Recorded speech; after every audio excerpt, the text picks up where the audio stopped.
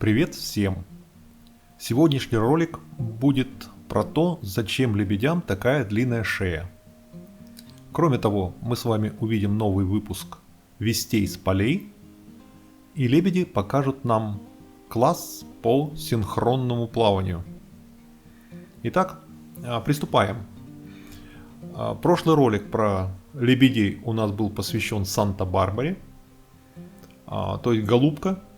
Вот эта лебедь, которую зовут Голубка, заявилась с новым кавалером. И были сомнения, это новый кавалер, это ее старый партнер Голубь.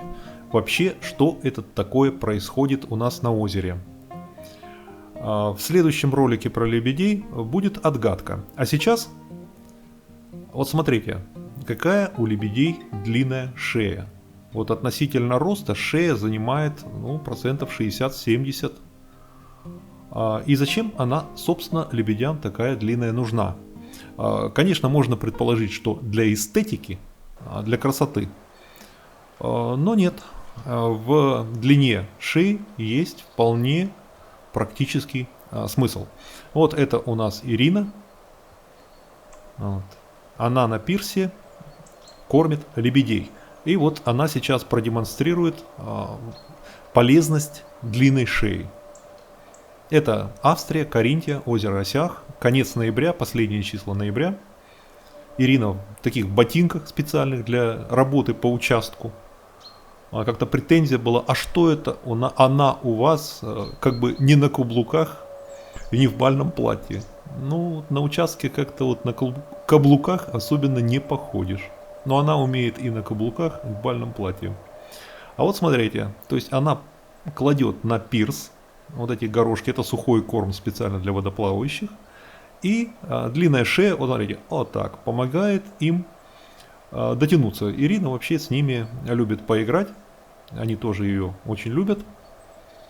Вот, она им задает всякие конкурсы и загадки, в которых они с удовольствием участвуют.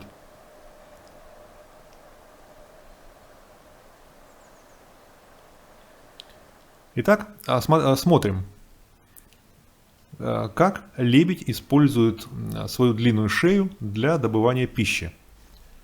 Чем, в принципе, питается лебедь в природе? Вот важной составной частью рациона является то, что лебедь собирает со дна водоема. То есть это и моллюски какие-то, это и какой-то корм, который опускается на дно, те же различные крошки, зерна и так далее. То есть вот так вот пылесосить по дну, это частая картина.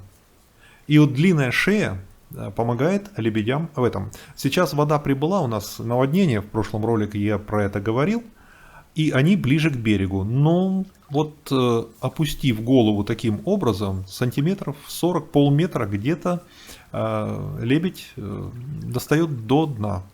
А потом мы посмотрим, как лебедь, если он не достает до дна, какой используется трюк. Очень интересный и живописный. Это как раз и будет то самое синхронное плавание. Вот видите, они на пару что-то там на дне выискивают. То есть вот на озере здесь пищи природной у них круглый год, вот за исключением, за редким исключением, если зима не только холодная, но и снежная, и вот засыпала берег, вот тогда у лебедей трудная пора. Как-то вот один раз мы заставали такое время, мы им выносили в ведре, там, давали еду, кормили из ведра с теплой водой. Но в принципе так и летом, и зимой у них еды природной более чем достаточно. То есть к нам они ходят за деликатесами. Вот это сухой корм им нравится, иногда мы им даем свежий хлеб немножко, тоже им очень нравится. Ну вот... Про то, что хлеб вреден, пожалуйста, не пишите. Это не так, это абсолютно не так. Если правильно давать, никакого вреда в хлебе нет. Это доказано учеными. Я ссылки давал, могу еще раз дать, если вас действительно интересует эта тема. Вот смотрите. Я снимаю издалека. Утки, лебеди. И вот смотрите, вот так. То есть это подальше от лодки, чем мы видели в прошлых кадрах. То есть там глубже. И вот, чтобы достать там, вот он проделает вот такие номера. Лапы кверху. Вот смотрите. Смотрится, конечно, великолепно. Вот эта гуска. длина шеи, ну, где-то там полметра плюс, вот так погружается, еще сантиметров 20-30 добавляет, и, соответственно, уже достает до более глубоких мест. И лапами там балансирует. А при этом они поворачиваются вокруг оси. Вот так, вот так. Красавец.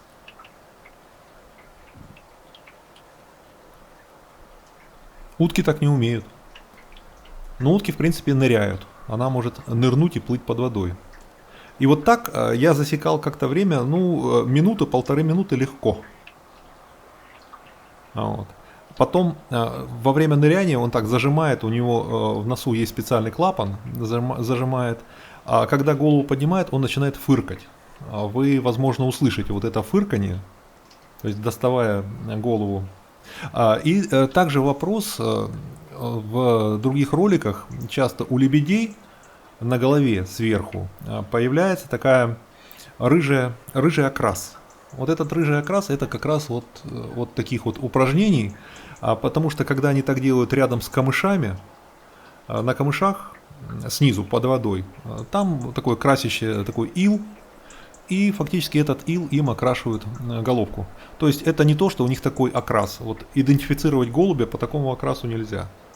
О, лебедя, извиняюсь, я уже их голубями автоматически называю. Многие спрашивают, почему такие имена странные. Ну вот как вот, есть же люди голубевы и лебедевы. Ну вот, наши лебеди стали вот так голубевыми. Итак, весть из полей. Как вы понимаете, уже осень, уже конец ноября.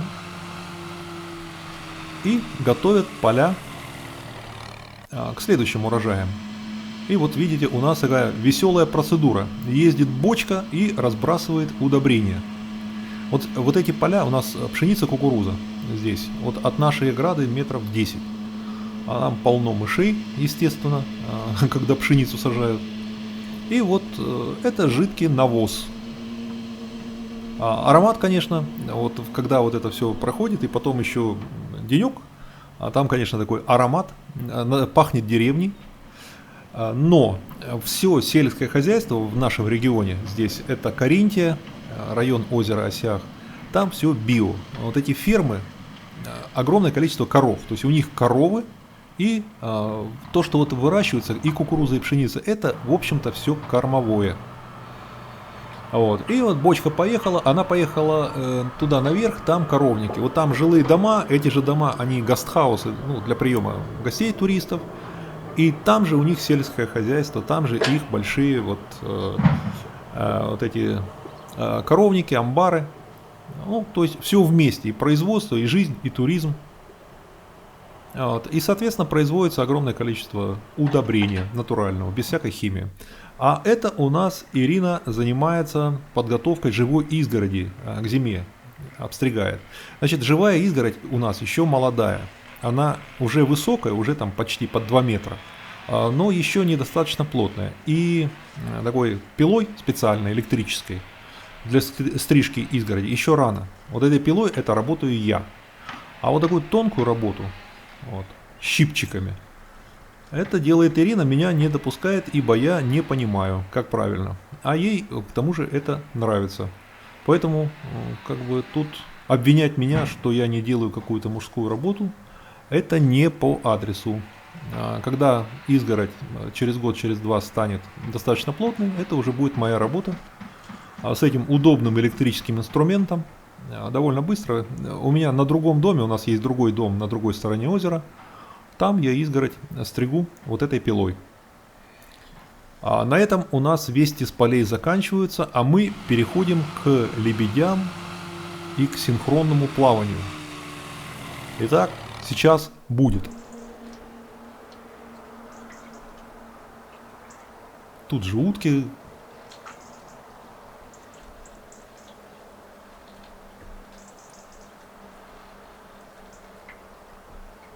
Вот так. А теперь давайте поворачивайтесь. Великолепно. Вот так. Браво.